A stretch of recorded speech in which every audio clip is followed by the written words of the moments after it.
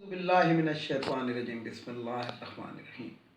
Viewers अस्सलाम वालेकुम। Viewers मैं हूं आपका मेज़बान सैयद अहमद समी और आप देख रहे हैं सैयद अहमद समी यूट्यूब चैनल रावलपिंडी इस्लामाबाद से। व्यूअर कुछ देर शुरू में थोड़ी सी बात टीएलपी की ही करूँगा और उसके बाद इंटरनेशनल और नेशनल ख़बरें हैं जो बहुत ज़रूरी हैं और आप तक पहुँचाना भी, ताकि आप लोगों को पाकिस्तान के और गिरदोजवा के जो हालात हैं वो मालूम हो सकें। तो सबसे पहले टीएलपी, 2 दिन से मैंने वीडियो के अंदर टीएलपी का ज़िक्र किया और ये भी बताया कि कौन आशिक रसूल और आशिक रसूल कौन कौन है और किस तरह के लोग होते हैं और आशिक रसूल जो लोग हैं उनको क्या करना चाहिए। तो मुझे बड़े ही गलत किस्म के ट्वीट भी आए और जिसे कहते हैं कि जवाब भी आए। तो उसमें से एक शख्स ने ज़रा हद से ज़्यादा बात की, तो मैं उनको ये बताऊं कि सबसे पहली बात है कि जो आशिक रसूल होता है वो उसमें गैरत भी होती है, और जिन लोगों की आप बात करते हैं कि वो जो हैं बड़े बागैरत हैं, बागैरत कह रहा हूँ मैं, कुछ और नहीं कह रहा हूँ, बागैरत यानी कि गैरत के इंतहाई ऊंचे दर्जे पे, तो उन मौसूफ को अगर आज कहा जाए ना कि फ़्रांस का वीज़ा अवेलेबल है और वहाँ पे एक गोरी आपसे शादी करना चाहती है, वो आपको फ्रेंड रिक्वेस्ट भेज रही है, तो ये सबसे पहले मौसूफ जो होंगे फ़्रांस के सिफारत खाने के बाहर खड़े हुए होंगे और वीज़ा लेने की कोशिश कर रहे होंगे। और मैं आपको बहुत अच्छी तरह जानता हूँ जो आपने ये बात की थी, और मैं आप ही को ये जवाब दे रहा हूँ कि आप जितने पानी में वो मुझे मालूम है। दूसरी बात कि मैंने जो ये बातें आपको कल बताई कि ये साद रिज़वी कौन है, इसने क्या इस्लाम की खिदमत की है, तो आप इसके ऊपर रोशनी डालें, आप बाकी बातों को छोड़ें। आप सिर्फ ये बताएं कि इसने कोई किताब लिखी है, कोई फतवे दिए हैं, कोई इस्लाम के लिए कोई जहाद लड़कर आया है, फ़लस्तीन के अंदर कोई यहूदी मार मतलब फ़लस्तीनियों की हिफाजत में कोई यहूदियों को कत्ल करके आया है, जहाद लड़ा है, या जिसे कहते हैं कि कोई इस किस्म का काम किया। ये तो फट में चिंगी छोड़ जमालो दूर खड़े वाली बात होती है कि इसने फ़सादात भड़काए और ख़ुद अपनी गिरफ्तारी दे दी कि खुद सेफ साइड हो गया। बाकी इनके बारे में जो जिनकी पार्टी पे इन्होंने कब्ज़ा किया हुआ, तहरीक लब्बैक किसने बनाई थी, वो एक डॉक्टर साहब थे जो कहते हैं कि जनाब इन्होंने हमारी पार्टी पे कब्ज़ा कर लिया। ज़रा उनसे पूछें इनके बारे में। बानी रहनुमाओं में है तो बानियों को वैसे भी नहीं भूलना चाहिए। तो मेरा ख्याल है कि इतना ही बहुत है कि हमें आशिक रसूल और बागैरत होने के लिए आप लोगों के सर्टिफिकेट की कोई ज़रूरत नहीं है, क्योंकि आप दीन बांटते नहीं फिर रहे हैं, आप दीन बंटवाते हुए फिर रहे हैं, यानी कि दीन को बांट रहे हैं, आप हिस्सों में तकसीम कर रहे हैं। तो हमें वो एक इंडिया के एक शायर हैं माधु, कल मैंने उनका आधा शेर पढ़ा था क्योंकि मैंने कहा था पूरा शेर पढ़ने की मेरे में हिम्मत नहीं है, लेकिन मैं आज उनका माधु का पूरा शेर आपको पढ़ के सुनाता हूँ। उन्होंने कहा, अगर ये दीन है तो इस दीन से तौबा माधु, कत्ल इमामों को करते हैं और मुसलमान बने। तो ये तो थी व्यूवर्स वो वाली बात। अब आते हैं ज़रा ख़बरें जो नेशनल और इंटरनेशनल हैं। सबसे पहली बात तो ये है कि लद्दाख के इलाके के अंदर चाइना का एक कोई सीनियर अफसर मारा गया है इंडियन फ़ौज के हाथों, यानी कि फायरिंग के तबादले में। दूसरी बात यह है कि चाइना की जो फ़ौजें हैं वो बड़ी तेज़ी से लद्दाख के इलाके को तो पहले ही वो कब्ज़ा कर चुके थे, उससे आगे निकल चुकी हैं, और जो उन्होंने नेपाल से मुआहदा किया, अच्छा ये लद्दाख जो है ये समझ लें कि ये नेपाल से भी इधर को है, और ये जो चिकन नेक की मैं बात करता हूँ ये भूटान से उस साइड पे है, और ये एक 16 बाई 12 किलोमीटर की एक पट्टी है जिससे इंडिया की 7 रियासतें जुड़ी हुई हैं। अगर ये चिकन नेक काट दी जाए तो जैसे मुर्गी की गर्दन काट दी जाए तो मुर्गी फड़फड़ा के दम दे देती है, तो ये चिकन नेक जो है ये चाइना के हाथ में है, क्योंकि उन्होंने भूटान से एक मुआहदा किया है, सरहदी मुआहदा, जिसके तहत 2500 मुरबा किलोमीटर का इलाका जो है वो भूटान चाइना को देगा और उसके बदले में चाइना उनको 4500 मुरबा किलोमीटर का इलाका देगा, और ये मुआहदा हो चुका है। اور یہ کافی عرصے سے چل رہا تھا ان کا ٹیبل ٹاک، اور اب یہ اینڈ کے اوپر پہنچ چکا ہے۔ اور یاد ہوگا کہ ایک دو یا 3 سال پہلے چائنا نے باقاعدہ وہاں پہ ریہرسل کی اور انڈیا کا پانی بند کر دیا تھا، جو یہ بعد میں بڑے تڑپے تھے کہ جناب وہ جو دریا ہے وہ تو بنگلہ دیش میں انڈیا سے ہو کر جاتا ہے، تو وہ چائنا ایک دفعہ بند کر کے اس کی وہ کر چکا ہے تیاری۔ اب آتے ہیں جناب سعودی عرب کی جانب، کہ سعودی عرب کے اندر عمران خان صاحب ہمارے پرائم منسٹر گئے ہوئے تھے، اور ادھر انہوں نے کیا کھویا یا کیا پایا، تو بڑی سرتور کوشش کی جا رہی ہے کہ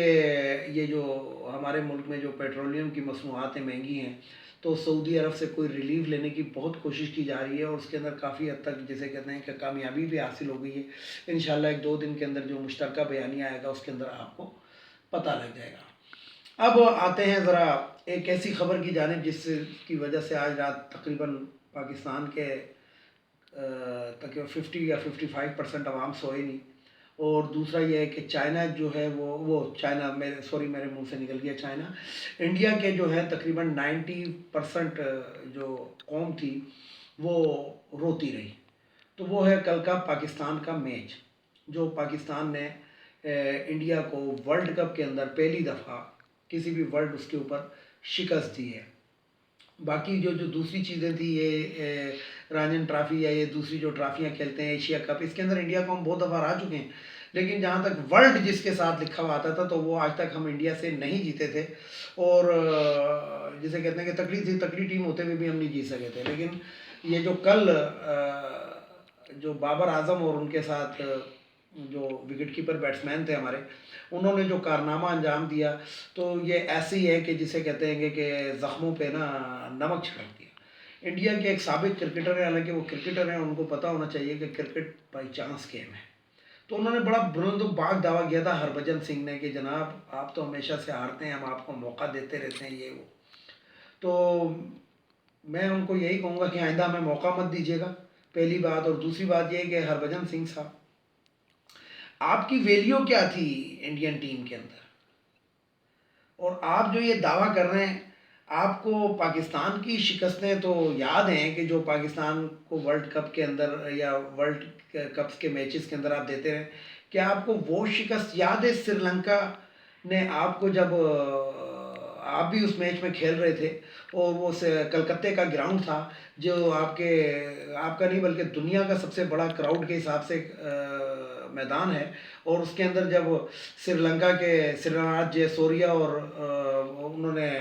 پیچھے سے بولڈ آپ کو مارے تھے، تو اس کے بعد جو کاملی کے آنسو تھے وہ یاد ہیں کہ نہیں یاد ہیں، اور آپ کے کراؤڈ نے اس گراؤنڈ کو آگ لگا دی تھی، کیونکہ آپ کا جو کراؤڈ ہے وہ دہشت گرد بیسیکلی کراؤڈ ہوتا ہے، کیونکہ آپ کے جب بھی آپ ہارنے لگتے ہیں، یا آپ جسے کہتے ہیں کہ آپ کے جو لوگ ہیں گے وہ گراؤنڈ میں ہنگامہ کرتے ہیں، یا پھر آپ کے جو پرشاد کی طرح کے جو بالر ہوتے ہیں وہ بیٹسمین کو اسکاتے ہیں، تو یہ آپ لوگوں کی پرانی روایت ہے۔ اور یاد ہوگا آپ کو کہ ایک دفعہ وسیم اکرم جو تھا، جب بری طرح پٹائی کر رہا تھا آپ کے چیتن شرما کی، اور وہ جو آپ کا کپتان تھا اس وقت، اس کا نام تھا یہ جو آپ کا اٹیک بالر رہا ہے، ابھی میرے ذہن میں اس کا نام نہیں آ رہا، تو وہ جو تھا وہ 1 اوور پہلے ہی ٹیم کو واپس لے گیا تھا، کیونکہ وسیم اکرم 48 رنز پہ پہنچ گئے تھے، 48 رنز پہ وسیم اکرم پہنچ گیا تھا، تو وہ 1 اوور پہلے جو تھا وہ اپنی ٹیم کو باہر لے گیا تھا کہ جناب ٹائم ختم ہو گیا۔ تو بات یہ ہے کہ یہ رونے کی عادتیں آپ کی ہیں، انڈیا کے ہی گراؤنڈ کے اوپر آپ ہی کا ایک اور کپتان جس کو وسیم اکرم نے آؤٹ کیا، وقار یونس نے آؤٹ کیا تھا، تو وہ رو رہا تھا، اور اس کو دوبارہ بیٹنگ کے لیے ہمارے خان نے بلایا تھا کہ آؤ دوبارہ بیٹنگ کرو، اور وہ دوبارہ آؤٹ ہوا تھا۔ یاد ہے آپ کو کہ نہیں یاد؟ تو میں آپ کو اس طرح کی کتنی یادداشتیں پیش کر دوں۔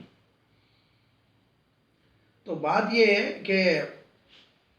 آپ لوگ اپنی تاریخ بھول جاتے ہیں۔ کل امپائر نے 2 وائٹ بالیں نہیں تھیں،